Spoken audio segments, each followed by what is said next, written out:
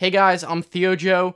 Did you know that most of the monitors in the last 10 years are actually capable of achieving 144 Hz or even higher refresh rates? Even the one you're using right now. I'm going to show you how, in this video, how you can achieve those higher refresh rates on your monitor right now without spending any money. You see, usually the bottleneck for a monitor's refresh rate is not actually the monitor itself, but rather the cable you're using. And the reason that you're only seeing 144 Hz monitors coming out recently today is because this newer technology in the monitors allows these monitors to efficiently process and send data through the largely inefficient cables. However, if you're able to optimize the video cables, you can allow even older monitors to achieve their maximum refresh rate because they can get in more information through the cable that it wouldn't have been able to do before. Now, to optimize your cable, all you're going to need is two AA batteries that are dead.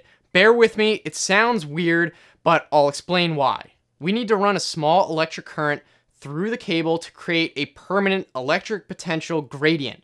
However, video signals used by computers are actually pretty weak. So if we used a full battery, then it would completely overpower the cable and probably wouldn't work that well. However, dead batteries, even though they're dead, they still have a little bit of charge left in them usually, so that's going to work for us well. Now, the actual process is really dead simple. All you have to do is touch the batteries to each end of the cable. It doesn't matter which side you do as long as there's a different pole of the battery on each side. So for example, on one side you have the positive end of the battery touching, and on the other side you have the negative end of the battery. And you want to leave it like that for about 30 minutes. That current is going to create a potential that's going to remain there after you take away the batteries.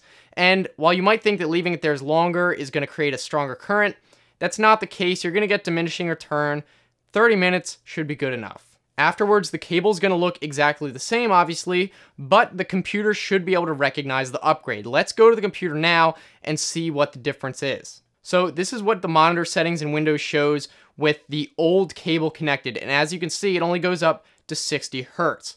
Now let's take out the old cable and replace it with our upgraded cable and see what happens. We can look in the monitor settings, and as you can see, it now allows up to 144 Hz, which is a really great increase over the 60 Hz we had before. But you might be thinking, okay, just because it shows in Windows doesn't mean it's actually at that high refresh rate. So I tested this using the high speed setting on my GoPro and recorded right off the monitor in Counter-Strike Global Offensive, a video game.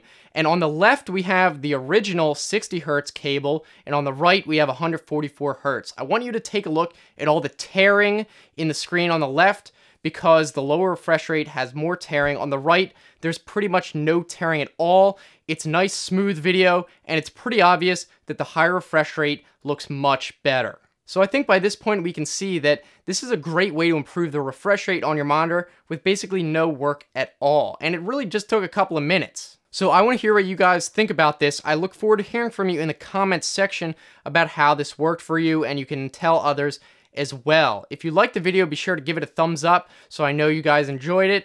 And if you want to check out some other videos, those will be on the right-hand side. You can just click them or look in the description for the same link if you're on a phone. Be sure to subscribe because I try to make new videos 3 times a week, so it should be worth it. You guys can also interact with me on Twitter. I'm always on Twitter all day, especially after I release a new video, so you can hit me up on there. Anyway, thanks for watching, guys. I will see you next time. Have a good one.